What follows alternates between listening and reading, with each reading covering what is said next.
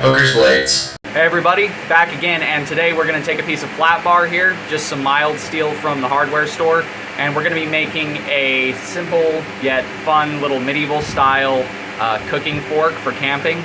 This is part of the camping tools series that I'm doing on the channel, just to give you guys a little bit of a break of all the edge tools you keep seeing me make.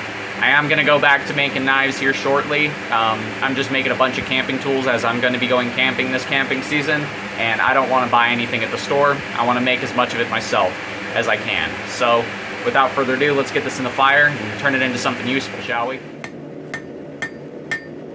So the first thing I'm going to do is thin down about 8 inches of the material to 1 inch rather than a 1/4 inch, and get a nice bulge around the edges going, so that way I can twist that into a ribbon style handle.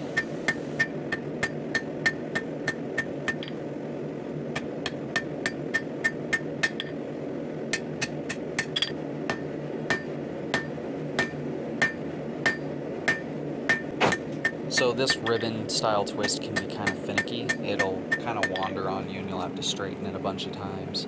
But if you are patient, you can get a really pretty twisted handle made out of this, and it looks like a ribbon kind of spiraling, almost like a piece of pasta, the twisted one.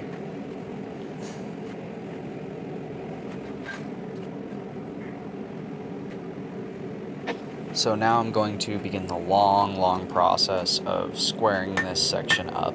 One thing you might be wondering is why not just cut out the excess material, and that's actually because the bulges I'm creating on the ends here, I'm doing intentionally. I'm not necessarily looking to make cold shuts, but I am looking to make kind of an I-beam effect that I can then smush together so it has a nice bulge that runs down towards the center for when I twist this whole handle. It'll give it a beautiful center line that doesn't look like it was cut in, because it wasn't, it was forged in.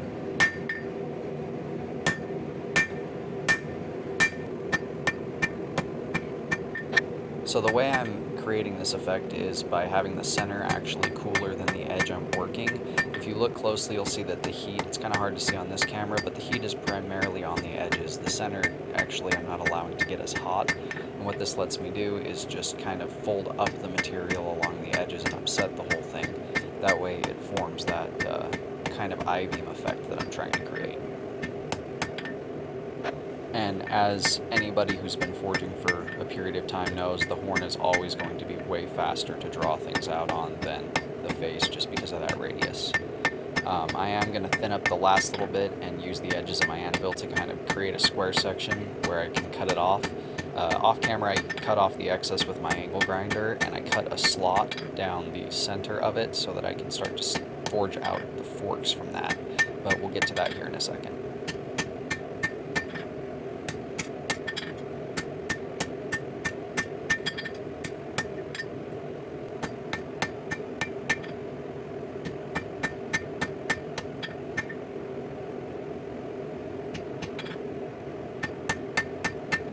So I'm returning again to that ribbon just to give it a little bit of a tighter twist. I noticed that it was more open towards the bottom and the center, so I was kind of just tightening that up, and also cleaning up the transition just a hair more.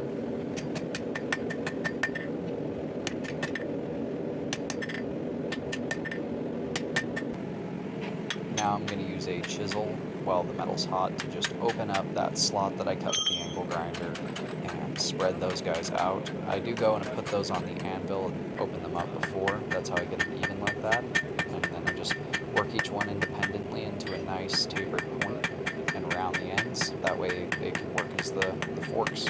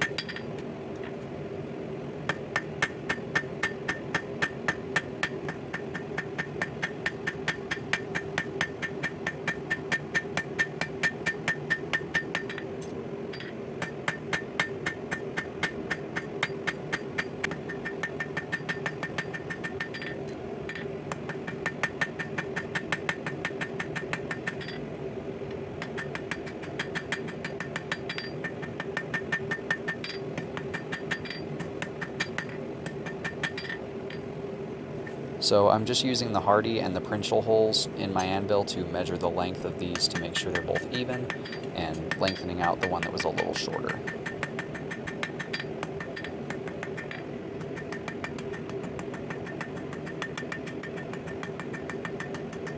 Back over to the vise with a pair of scroll tongs to give the form of the fork to these tines.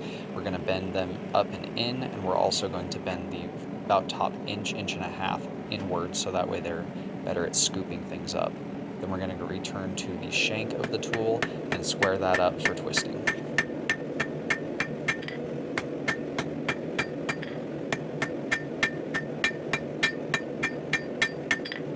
And just a little piece of advice for any blacksmiths out there, get a shop dog.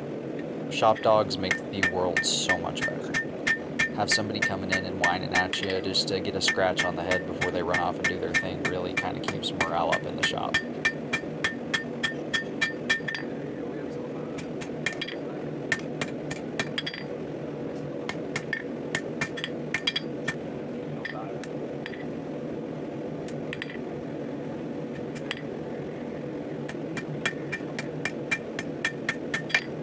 Now that we've got everything straightened up and smoothed up, we're back over in the vise and we're going to give it a twist. We're going to have the twist at the base of the shank follow the same direction as the ribbon twist of the handle, and then the twist on the tines are going to go in opposite directions, and that'll do it. Little trip to the buffing wheel on a Scotch-Brite, and this is the result.